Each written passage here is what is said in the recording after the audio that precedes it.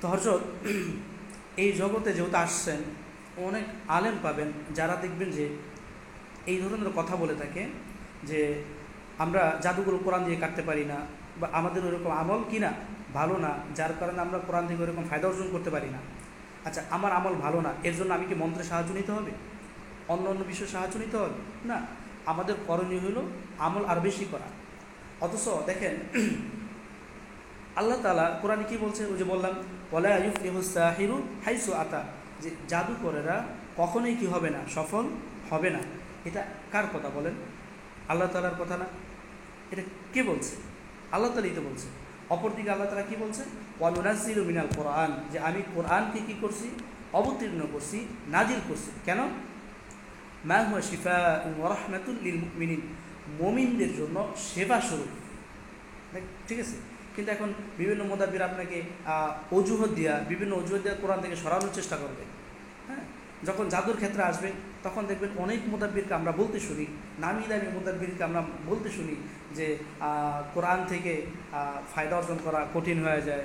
হ্যাঁ, আমরা পূর্ণাঙ্গ ফায়দা অর্জন করতে পারতেছি না।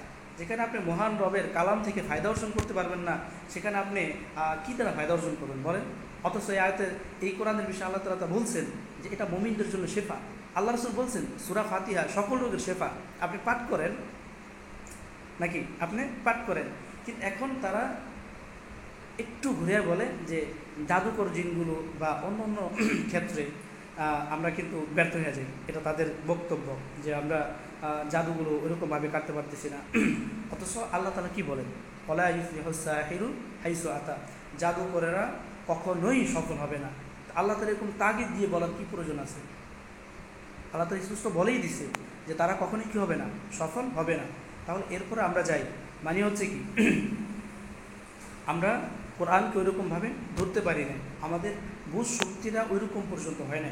এই জন্য আমরা আপনাদের কাছে বিনীত অনুরোধ রাখবো যে কোনো প্রকার মন্ত্রতন্ত্রের ভিতরে আমরা কি দিব না, কান দিব না।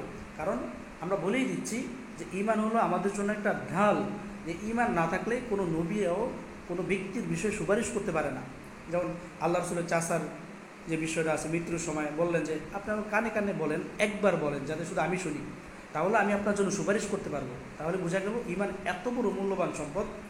ঈমান না থাকলে কোনো রসুল কোনো ব্যক্তির বিষয়ে কিয়ামতের দিন সুপারিশ করতে পারবে না। এই জন্য আল্লাহ রাসূল কান্না করছে। আল্লাহ রাসূল কী করছে? কান্না করছে। কারণ আল্লাহ রাসূলের অনেক সেবা যত্ন করছে ওনার চাচা। তো এই জন্য ঈমান হচ্ছে আমাদের সবচেয়ে বড় মূল একটা দৌলত। আপনাকে অনেক অনেক যুক্তি দেখাবে। ওই যে বললাম দাজ্জাল আসবে দুনিয়াতে, দাজ্জাল নিজেকে খোদা দাবি করবে। এরকম কোটি কোটি কোটি মানুষ কি করবে? কোটি কোটি মানুষ দাজ্জালকে কি করবে? খোদা মনেও করবে। বিভিন্ন নবীরা পর্যন্ত দাজ্জালের ফিতনা থেকে আশ্রয় চাইছে। কত মারাত্মক বিষয়! তাহলে বুঝেন বিষয়টা কত জটিল। দাজ্জাল আসলে মানুষ দাজ্জালকেও কী করবে? খোদা মনে করবে। এই জন্য অনেকে আপনাকে মন্ত্রে বিভিন্ন দলিল দিবে, অনেকে বিভিন্নভাবে আপনাকে বুঝাবে।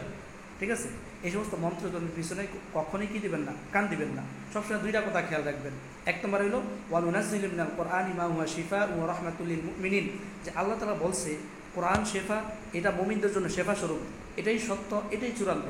দ্বিতীয় নম্বরে যখন বেশি জাদুতে আক্রান্ত থাকবেন তখন বেশি বেশি পাঠ করবেন আর নিজের ভিতর হিম্মত রাখবেন। ওয়ালা ইউফলিহু সাহিরু হাইসু আতা, আমার আল্লাহ তাআলা বলছে যে জাদুকররা সফল হবে না। আল্লাহি, আল্লাহর কসম, তারা কখনোই সফল হবে না।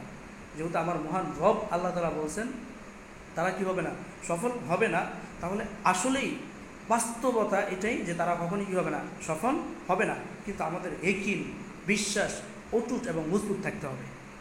আমাদের বিশ্বাসটা কী থাকতে হবে? মজবুত থাকতে হবে।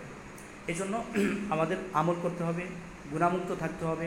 হ্যাঁ, আর মানুষের সাথে এগুলা নিয়ে আপনাদের তর্কে জড়ানোর কোনো প্রয়োজন নেই। মন্ত্র নিয়ে যে যাই বলুন, আপনি নিজের ঈমানকে নষ্ট করবেন না। ঠিক আছে, অনেকে আপনাকে বলবে যে ভাই এটা ইসলামিক মন্ত্র। আচ্ছা, আপনি বলেন তো কোনো রসুল এই সমস্ত ইসলামিক মন্ত্র পাঠ করছে? আপনি কি দেখাতে পারবেন? কোনো সাহাবা ইসলামিক নামক মন্ত্র এরকম কিছু পাঠ করছে? করে নেন। এরপরে আসেন, কোনো তাবেঈ ইসলামিক নামক মন্ত্র বলতে কিছু পাঠ করছে? কোনো তাবেঈ ইসলামিক মন্ত্র বলতে কিছু পাঠ করছে?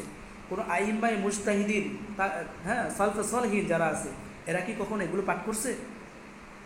কখনই করে নাই, তারা এই সমস্ত বিষয়ে কখনোই করে নাই। এই জন্য এই সমস্ত বিষয় থেকে সর্বোচ্চ সতর্ক থাকবেন, বেশি বেশি আল্লাহ তাআলার কাছে দোয়া করবেন যাতে এই সমস্ত ফিতনার ভিতরে কী করেন না পড়েন। আসলে এটা মারাত্মক ধরনের একটা ফিতনা, এই জন্য যাতে আল্লাহ তাআলা আমাদেরকে এই সমস্ত ফিতনা থেকে কী করেন, হেফাজত করেন। আমরা বেশি থেকে বেশি কী করব, দোয়া করবো আল্লাহ তাআলার কাছে, যাতে আমাদের ঈমান হেফাজত থাকে, আমল হেফাজত থাকে। এই জন্য আর সর্বোপরি এটাই থাকবে আপনাদের কাছে আমাদের আকুল আবেদন যে আমরা কখনোই মন্ত্রের জন্য কারোর কাছে জড়াবো না। যে একটা নাম দিয়েছি ইসলামিক মন্ত্র, ইসলামিক মন্ত্র আছে নাকি? ইসলামের মন্ত্র তো নাই, তো ইসলামিক মন্ত্র আসলে কোথা থেকে? ইসলাম তো মন্ত্রই নেই, তো ইসলামের মন্ত্র আসলেই কোথা থেকে? দেখেন, আপনি একটা মন্ত্র বললেন, হ্যাঁ, সারাদিন মন্ত্র বললেন, আপনার একটা সব হইল, এক ইচ্ছুক পরিমাণ সব হইল।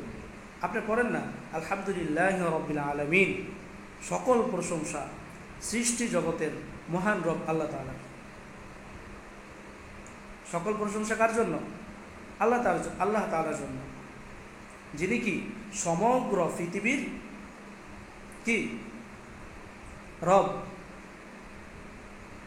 যিনি সমগ্র পৃথিবীর কি রব। ঠিক আছে, এই জন্য এইভাবে কোরআনের আয়াত পাঠ করা নিজের সওয়াবও পাইবেন, হ্যাঁ, সফলতাও অর্জন করতে পারবেন। যখন আপনি জাদুগ্রস্ত ব্যক্তির কাজ করবেন তখন এই আয়াতটা বেশি বেশি পাঠ করবেন।